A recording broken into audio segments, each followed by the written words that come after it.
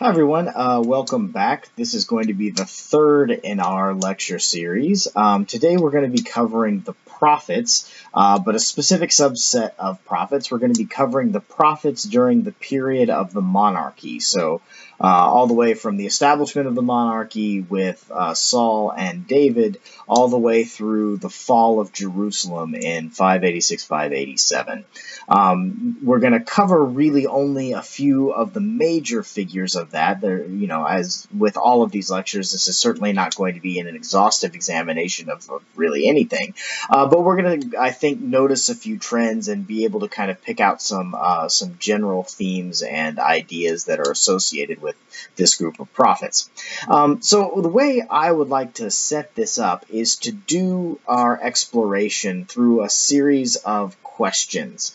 So we'll begin with the question of who were the prophets. Now, this is a very basic question, but it's a little bit of a complicated picture when we're talking about ancient Israel and Judah. There's several styles of prophet that we see throughout the Bible. The first example is that of the narrative prophets. Now, these are the prophets that show up in the prose narrative itself. So we get a number of examples of these. Balaam is one, for example, that shows up earlier than the period we're talking about today, who shows up in the Pentateuch. Also a non-Israelite prophet.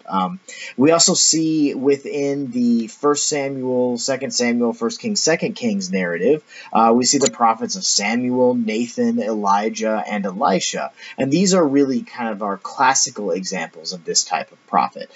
These prophets have very easy access to the king, even though sometimes the words that they were able to speak to those kings would get them into trouble.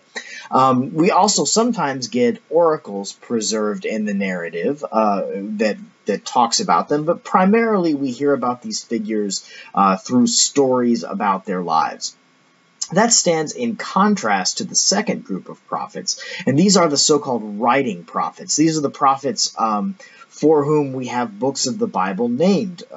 Right, so we're talking about Isaiah, Jeremiah, Hosea, Amos, and so forth. Now, of course, writing prophets is something of a misnomer because they don't themselves do the writing, right? Even we get stories about this in Jeremiah, that Jeremiah leaves the writing to a scribe by the name of Baruch, who travels around with him.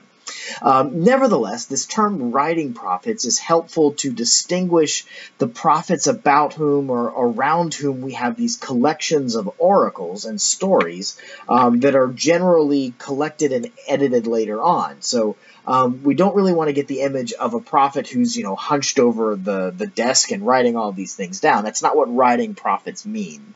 Writing prophets means, but that's what we're talking about here. Also, very important to note, these books generally operate in poetry, though they may contain some narrative sections as well. Particularly Jeremiah has a lot of narrative interspersed. But when we get to the oracles themselves, lots and lots of the bulk of these books are going to be in poetry. There's another group of prophets that we need at least to mention, and this is the prophetic guild.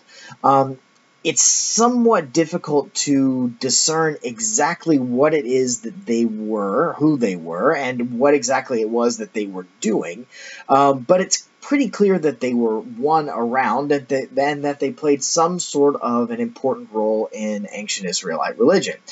They're referred to in the Bible as the sons of the prophets, if we were to translate quite literally, but a better translation is really simply member of the prophetic guild. And they seem to have been bands of prophets that traveled around and did the things that prophets do, namely giving oracles. We see them a number of times throughout the Deuteronomistic history. These are the folks that Saul encounters in 1 Samuel chapter 10. They're also the witnesses to Elijah being taken up in 2 Kings 2. Amos also mentions them in Amos 7:14, where Amos is himself citing his lack of credentials and saying that he is not a member of the prophetic guild, but rather just a simple agricultural worker called by God. It also may be this group of folks that Jeremiah has in mind, or that Jeremiah comes into conflict with at various points, including the oracle in Jeremiah 14:13 through 16. That's not as clear. What's clear is that Jeremiah is railing against other prophets, but who exactly those prophets are, perhaps the guild, perhaps not, it's not entirely sure. So our next question: what did prophets do in ancient Israel and Judah? So it's Moses who is the ancient Israelite prophet par excellence, right? But it's during the period of the monarchy that prophecy really has its golden age. And this is because, at least in part, monarchs and prophets have a very complicated relationship. On the one hand, the prophet really acts as a kind of check or a balance on the power of the king. And nowhere really is this more dramatically presented than in Nathan's confrontation of David after David sleeps with Bathsheba and then sends her husband Uriah off to his death in 2 Samuel 12. Here we can see that prophets, at least certain types of prophets, have this very, very direct access to the king, and part of that direct access means that part of their job is to go and to, as we might say, speak truth to power. This often makes prophecy a dangerous profession that leads to a not particularly pleasant life, especially we see this in Jeremiah. But really, it's only in extreme circumstances that the life of the prophet itself is actually in danger, although we certainly see this with Elijah and his confrontation with Ahab and Jezebel in 1 Kings 19. Next question. What is the point of prophecy and what is it trying to accomplish? And this really is, I think, the bulk of what's really important to get out of our topic today. It's really, really crucial. This next point is very, very crucial.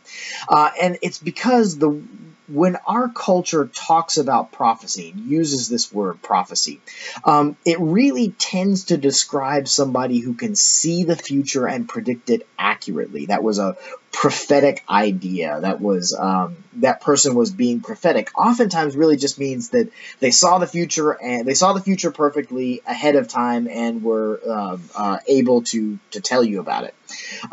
So the worst perhaps example of this is the History Channel, which is constantly running these shows that talk about prophecy that have this kind of Nostradamus meaning attached to it. Some, cryptic verse that predicts exactly what's supposed to happen in this rather fatalistic manner. But we need to be very, very careful with this when we're talking about biblical prophets, because this is really not how prophecy works in the Bible. From a biblical perspective, prophecy is not about predicting the future. I'm going to say that again. Prophecy is not about predicting the future. It is instead about describing the mind of God in the present. The present for the prophecy. Very, very important. One more time. Prophecy in the Bible is about describing the mind of God in the present, not predicting the future. I'm very serious about how important this is, to the point that if you remember only one thing from this whole class, I would be happy if this were the thing that you remembered. Now, of course, I'd rather you actually remember more than that. But if you're going to only pick one, make it this one. Now, having said that, I'm going to back away from that statement just a little bit and say that it of course is not true that prophecy is not at all concerned with the future or with events that have not yet happened.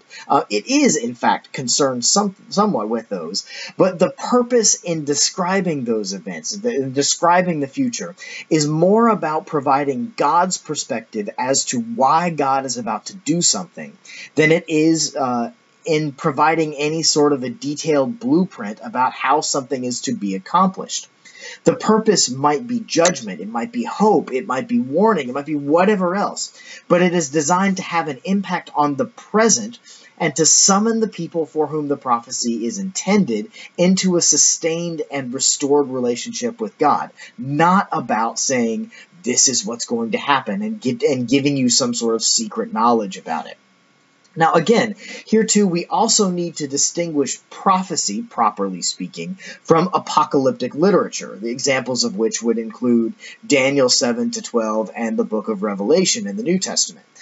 Though apocalyptic literature is related to prophecy in a number of important ways, it also has a lot of vital differences. But that's not really our topic for today. We are instead going to cover that in several weeks.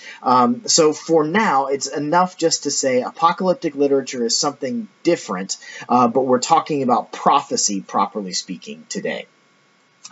Because prophecy is primarily about God's mind in the present and not in the future, it is also enormously helpful when we read the prophetic books to have some knowledge about the historical background and the circumstances to which they speak. So we'll do this with a few of the prophets today, and to try and place them into their context and to see how their prophecy really works in that context. One more thing, and we're going to talk first about forms before we get to the four that we're going to discuss. So in terms of prophetic forms, there are a couple of different things that we need to make note of. The first is the prophetic oracle, and this is really the hallmark of prophecy. The oracle, the oracular statements, these are the famous "thus says the Lord," or "thus saith the Lord" if you're reading the King James, or "thus," or "declares the Lord." These are those types of sayings. They almost always occur in prophetic form.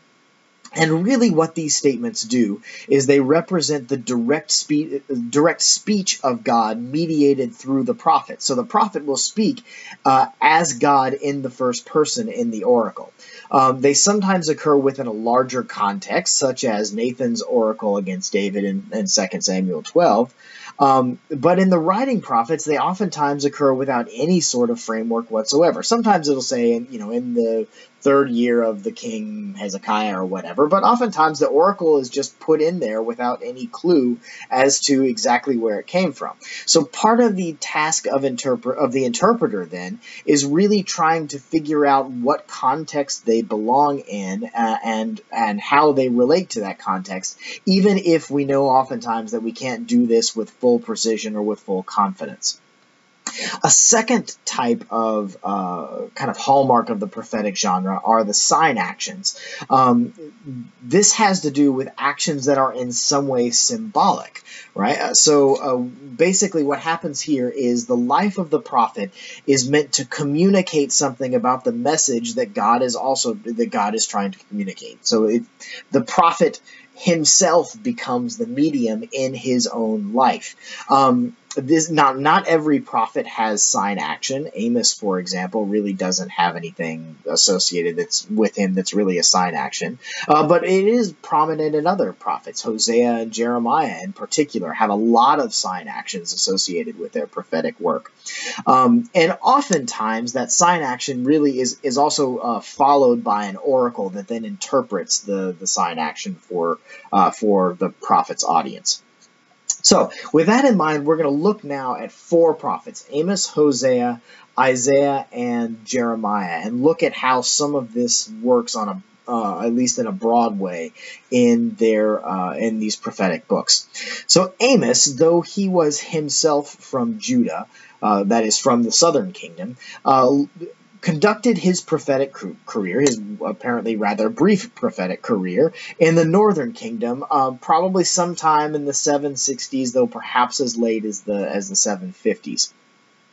Amos also describes himself as somebody who was not a professional prophet, but someone who was rather called by God into a particular prophetic ministry, and he's not necessarily terribly happy about that at points. The time of his prophecy was one of relative prosperity in the northern kingdom, in Israel, but it was also one of a growing menace in the rise of Assyrian power to the north. So it's kind of one of those times when everything looks really good, but just on the horizon, something really bad is really brewing. And following the oracles against the nations that are in chapters 1 and 2, Amos's prophecies really focus particularly on the lack of justice and the growing divide between the elite and poor segments of Israelite society.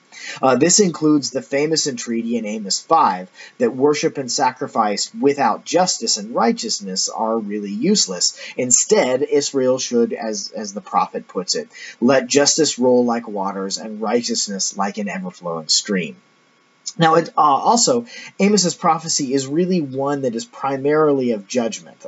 There's not a lot of hope, only really the tiniest glimmer at the very end of the book that speaks of restoration. But judgment kind of is presented here as a done deal and something that is coming. Hosea is a little bit different, though. Hosea is a near contemporary of Amos, probably prophesying somewhere just a little bit later than Amos, and was a prophet active in the northern kingdom, where he was also a native. So unlike Amos, who was prophesying in the north but was from the south, Amos was both prophesying in the north and was from there.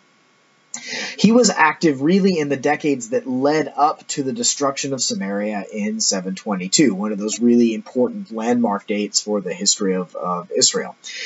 His prophecy mainly concerned Israel's abandonment of its rightful God in favor of other deities. So Hosea's oracles then are interspersed with all of these sign actions from his own life, notably his marriage to an unfaithful wife, and in the naming of his children with some very, very harsh names. Metaphors of parenting and particularly marriage also are very, very prominent in this book, expressing the divine pain at Israel's infidelity. Most of the book is composed of the oracles that exhort Israel to return to God and then offer either visions of restoration if this happens or destruction if it does not.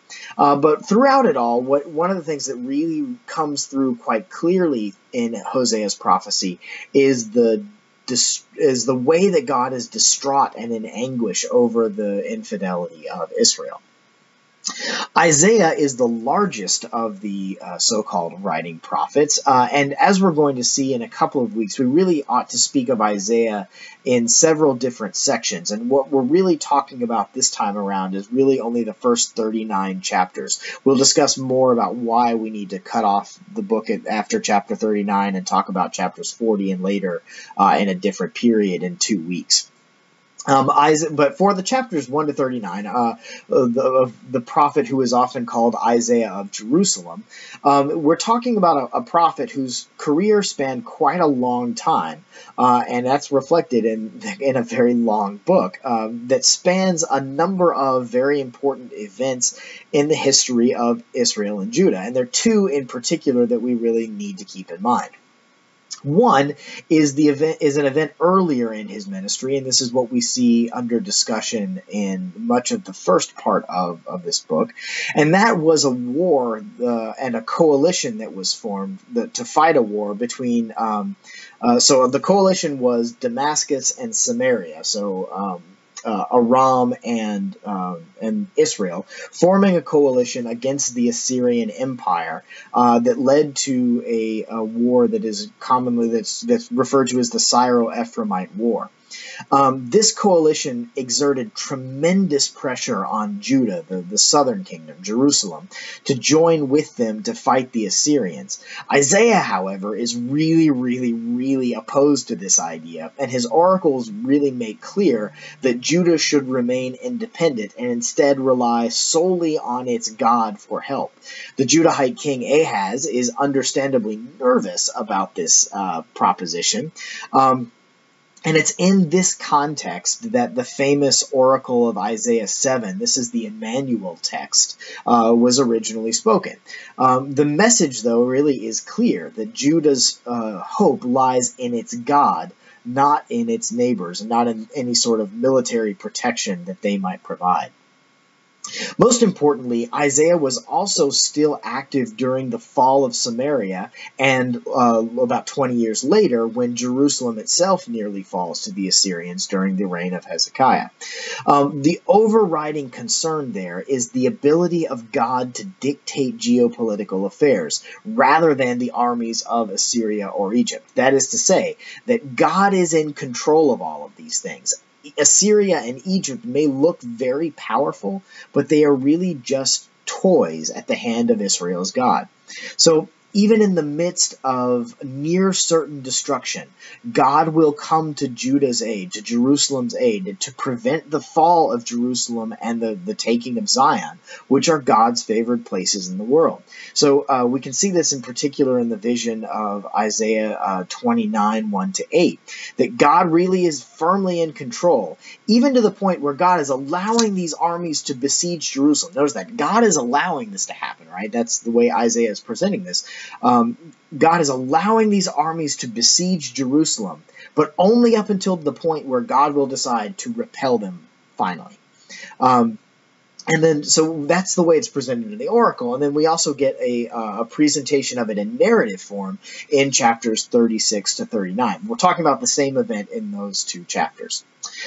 One more of the major prophets that we're going to deal with this morning, and that's Jeremiah. And perhaps no biblical prophet lives out his prophecy quite the same way that Jeremiah does. And that by that I mean that Jeremiah's own life, and particularly the suffering that he endures, is really part and parcel of his prophecy. His long prophetic career, he's just like Isaiah, we're talking about a prophetic career that spans a good deal of time, but it really is concerned with the latter days of the independent kingdom of Judah. Like Isaiah's time, Judah faced near constant threats then from its neighbors, particularly Egypt, Assyria, and then finally Babylon, as they vie for dominance in the region. Also, like Isaiah, Jeremiah sees these powers not as potential allies that can ensure security for the tiny nation, but as mere instruments of the God that is ultimately the real geopolitical power player. But unlike Isaiah, who saw hope in the protection of a God that would never abandon Jerusalem, that would protect Jerusalem always, Jeremiah sees the fall of Jerusalem and the judgment of Judah by its destruction as an impending event. But that's not to say that there's not hope in Jeremiah. For some of the most eloquent expressions of God's enduring fidelity and love for God's people are in this book. The New Covenant of Jeremiah 31, for example, is a passage that has been enormously important in the theological reflection of many traditions. What should be kept in mind is that the context of the hope of the New Covenant is destruction, both in terms of the judgment oracles that surround this particular oracle, and in terms of the historical situation in which it was originally proclaimed. It is a proclamation that even in the midst of the most trying times, even in the face of God's harshest judgment, God's love for God's people never wanes, that there is hope even among and through the destruction. There's hope for the future. The present may be bleak, but Jeremiah tells, the present may be bleak, and we can see this in what Jeremiah says to his contemporaries, right? He says, when you go to Babylon, make homes there. You're not going anywhere for a while. Restoration is not imminent, but neither is the destruction final. There will be a return. And Jeremiah, of course, famously buys a farm at the moment of impending doom, right? Saying there will be a return here. There is hope for the future. Jerusalem itself will be rebuilt. And even in its darkest hour, God's story with God's people is not yet finished. Okay, so if that's something about how prophetic texts spoke to their original contexts, what about how prophetic texts speak beyond their original topic? So I've been arguing thus far that it's important to understand the prophetic books in their original context, and this is true for several reasons. First, and most importantly, it helps us to understand, as best as we possibly can anyway, how these prophets interacted with their contemporaries. Likewise, and this is really, really, really important, it forces us to see that prophecy is not primarily about us. Now, that may seem an obvious point, but it runs counter to the ways in which I often see prophecy talked about in Christian circles. Instead of prophecy being about us and our times, prophets spoke first and foremost to their immediate context, because and we can see this because their works were preserved, right? The people to whom they spoke saw in their words something that was so important that they were preserved for later generations, right? So first and foremost, prophets spoke to their contemporaries. But that does not mean that their only value is as historical artifact. Rather, people of faith have continually turned to the prophets and found them also to speak to their own times. And this is a good thing. I'm not discounting this or saying that we need to throw this away. In fact, I think this is a very good thing. It is right that we can turn to Amos and to Hosea and read in their oracles immediately relevant warnings to our own times, because we see that the issues that Amos and Hosea faced are issues that haunt our own cultures as well. It is a good thing is also that the hope spoken through Isaiah and Jeremiah is also our hope, because in their stirring words we find the continued love and grace of a God who will not abandon a people, even one that is prone to straying. At the same time, here I want to assert that there must be limits about how we use the prophets. It is almost certainly an abuse to the prophets to go to the prophets and to use them and find within them coded references to our own times and events. What I mean by that is that the prophets have some sort of code that if we can simply decode it, we see how they're talking directly to our own time and giving us secret knowledge about our own time. The problem with doing this is it puts us front and center. It says we are the ones these texts have been waiting for, and if only we could just figure it out, we'd see how God has been speaking to us all along. But that's not how prophets work, right? Prophets are about direct confrontation. They are about presenting the material to God's people and calling them to repentance and action, not about giving you secret knowledge. We are intended by the text, but we are intended not as the people that the text has been waiting for, but as a small part of the continued story of God. We are not the main event. Right? We are a part of the story of God's people. Likewise, we would do well to refrain from using the prophets in this kind of go to the prophets and find Jesus in the Old Testament method. Now, it is true that the early Christians, and not just the early Christians, that many Christians have gone to the Hebrew prophets, particularly Isaiah, but others as well, and found therein important ideas about who Jesus was and who Jesus is. But it's important to hold these readings, these Christologically focused readings, together with readings that interpret the prophecies in their original context, right?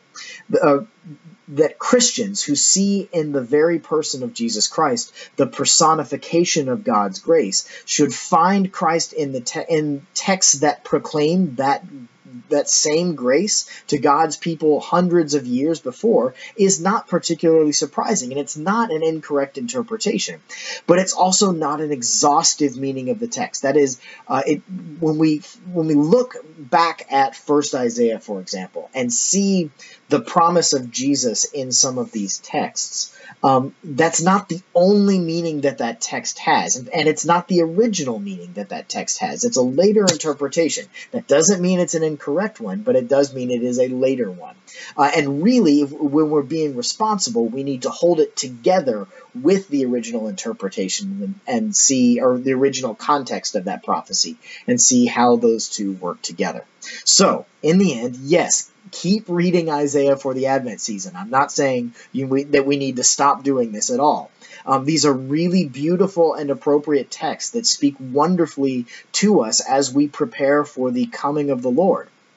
But please also keep in mind what Isaiah was talking about in the 8th century, what Jeremiah is talking about in the 7th and 6th centuries in their own days. I think what you'll find in the end is that what they're saying then and the way that we see the promise of the coming of Christ into our world, or the what Christ does in our world, I think you'll see that those are not terribly different concepts, and so really they work best when we hold them together. That's all for today. Keep up with the discussions online. There have been some really, really good discussions taking place on there. I'm really pleased with what you're doing, so keep it up. And next week we will be talking about the Psalms, which will be another fun topic. Thanks again.